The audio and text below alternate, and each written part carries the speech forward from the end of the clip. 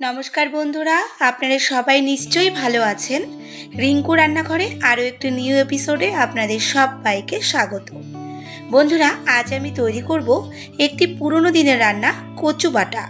কচু বাটা এর আগেও আমি করেছি, তবে আজ আমি একটু ডিফারেন্টভাবে আপনাদের করে দেখাবো।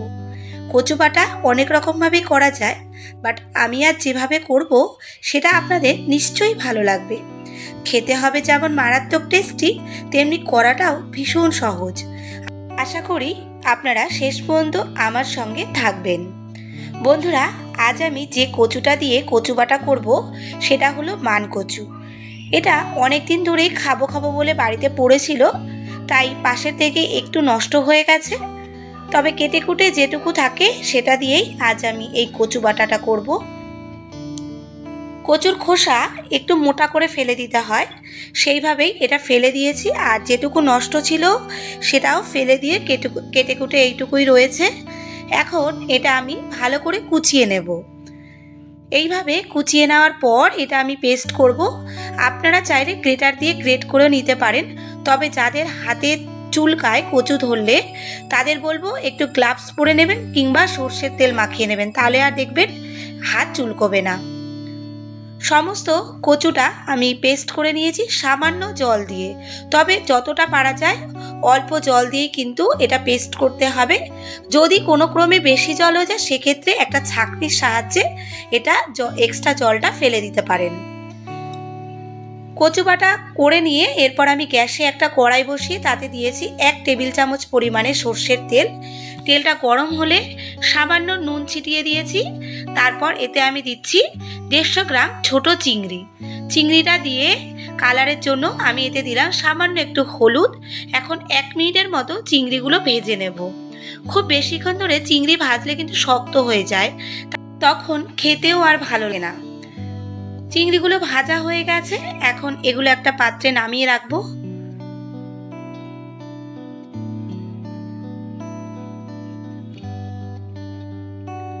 তারপর ওই তেলের মধ্যেই আরও আমি 2 টেবিল চামচ সর্ষের তেল অ্যাড করব। বন্ধুরা, আপনাদের মনে হতেই পারে তেলটা একটু বেশি হয়ে গেছে, বাট এই সব বাটা কিংবা ভর্তাতে তেলটা একটু বেশি দিলেই খেতে বেশি ভালো লাগে। আর সব সময় ভর্তা কিংবা বাটাতে সর্ষের তেলই দিতে হয়। তেল গরম হলে এতে দিয়েছি 2টো শুকনো লঙ্কা ছিঁড়ে, সাথে দিয়েছি 1/2 চামচ কালো জিরে। ফোড়নটা সুন্দর করে ভেজে নিয়ে এতে দিচ্ছি 10-12 কোয়া রসুন। রসুন এখানে আমি ছেঁচে দিয়েছি, আপনারা কুচি করেও দিতে পারেন। এখন রসুন ভালো করে ভেজে নেব। আর ভাজতে ভাজতে রসুনের যখন সুন্দর গন্ধ বেরোনো শুরু করবে তখন এর মধ্যে পেস্ট করে রাখা কচুটা দিয়ে দেব।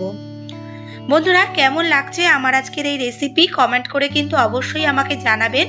আর আমার যেসব বন্ধুরা এখন আমার চ্যানেলটি সাবস্ক্রাইব করেননি তাদের কাছে আমার রিকোয়েস্ট, আপনারা এই রকম পুরনো দিনের রান্না যদি আরও দেখতে চান তবে আমার চ্যানেলটি সাবস্ক্রাইব করে আমার পাশে থাকবেন এবং পাশে থাকা বেল আইকনটি ক্লিক করে দেবেন, যাতে আমার পরবর্তী ভিডিও নোটিফিকেশানটি আপনার কাছে সবার আগে পৌঁছে যায়। বন্ধুরা, কচু বাটা দিয়ে আমি 2-4 বার নাড়াচাড়া করে এটা বেশ ভালো করে মিশিয়ে নেবার পর এখানে আমি সুন্দর কালারের জন্য দিচ্ছি 1/2 চামচ হলুদ গুঁড়ো। তারপর ঝালের জন্য দিলাম 1/2 চামচ লঙ্কার গুঁড়ো আর দিয়েছি স্বাদ মতো লবণ। সব কিছু একবার ভালো করে মিশিয়ে নেব। আর এখন আমি এটা মিডিয়াম টু লো ফ্লেমে কন্টিনিউ নাড়াচাড়া করতে থাকবো কচুর থেকে এক্সট্রা জলটা শুকিয়ে যাওয়ার জন্য। বন্ধুরা, কচু থেকে এক্সট্রা জলটা শুকিয়ে গেলেই কিন্তু কচু থেকে আর চুলকানোর কোনো ভয় থাকে না। দেখুন বন্ধুরা, আমি প্রায় 8 থেকে 10 মিনিট এটা কন্টিনিউ নাড়াচাড়া করতে করতে অনেকটাই কচু বাটা থেকে এক্সট্রা জলটা শুকিয়ে গেছে। আর কচু বাটাটাও দেখুন অনেকটাই আঠালো হয়ে গেছে। এখন আমি এর মধ্যে অ্যাড করছি ভেজে রাখা চিংড়িগুলো। তারপর দিয়েছি মিষ্টির জন্য 1/2 চামচ চিনি, যেহেতু এটা মিষ্টি মিষ্টি হলেই আমার খেতে বেশি ভালো লাগে। আপনারা আপনাদের স্বাদ অনুযায়ী এখানে চিনিটা ব্যবহার করবেন। তারপর ফ্লেভারের জন্য দিলাম সামান্য ধনেপাতা কুচি। সব কিছু একসাথে ভালো করে মিশিয়ে নিয়ে তারপর এটা একটু চেখে দেখব কেমন হয়েছে। নুন, চিনি, ঝাল সব কিছু ঠিকঠাক হলো কিনা একটু দেখে নিচ্ছি। আর এতে কোনো কিন্তু আর এক্সট্রা কোনো মশলা দেওয়ার প্রয়োজন হয় না, এতেই এটা ভীষণ টেস্টি হয়। আর সব কিছু পারফেক্ট থাকায় এটা এখন নামিয়ে আমি পরিবেশন করব গরম গরম সাদা ভাতের সাথে। এইভাবে কচু বাটা করে আপনারা খেয়ে দেখবেন, কী যে টেস্টি হয় সেটা তখনই বুঝতে পারবেন। এই সব পুরোনো দিনের রান্নাতে একটু কষ্ট হয় বই কি, কিন্তু তারপর এর থেকে 1 চামচ নিয়ে 1 থালা ভাত কখন যে শেষ করে ফেলবেন সেটাই বুঝতে পারবেন না। আশা করি বন্ধুরা আপনাদের আমার আজকের এই কচু বাটা রেসিপি ভীষণই ভালো লেগেছে। ভালো লাগলে একটা লাইক করার রিকোয়েস্ট রইল, সাথে শেয়ার করে দিন আপনার পরিচিতদের কাছে। এখন তাহলে আসি বন্ধুরা, আপনারা সবাই ভালো থাকবেন, সুস্থ থাকবেন। দেখা হচ্ছে খুব শিগগিরই।